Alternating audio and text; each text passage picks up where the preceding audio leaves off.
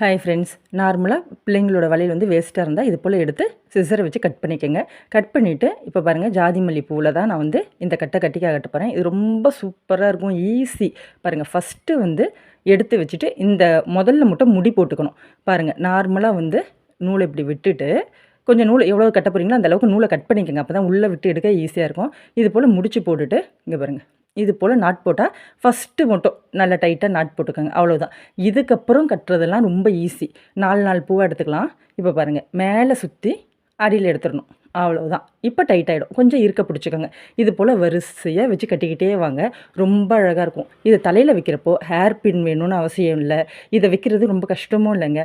நீங்கள் வந்து தலையில் வந்து பன் கொண்டெல்லாம் போடுறீங்க, தலைக்கு வந்து வேறு ஹேர் ஸ்டைல் செய்கிறீங்கன்னா இதை வந்து அப்படியே நீக்கிட்டு அப்படியே தலையில் வந்து வச்சாக்கா அப்படியே கரெக்டாக ஃபிக்ஸ் ஆகிடும். சூப்பராக இருக்குங்க அது பார்க்கவே. இங்கே பாருங்கள், மலர்ந்தாலும் அழகாக இருக்கும். அப்படியே நீக்கிட்டு அப்படியே வைக்க வேண்டியதான். நீக்கிறதும் ஈஸி தான், உங்களுக்கே தெரியும் இந்த வளையல் எப்படி இருக்கும்னு.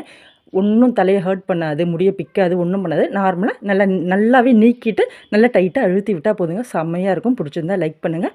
பாய்.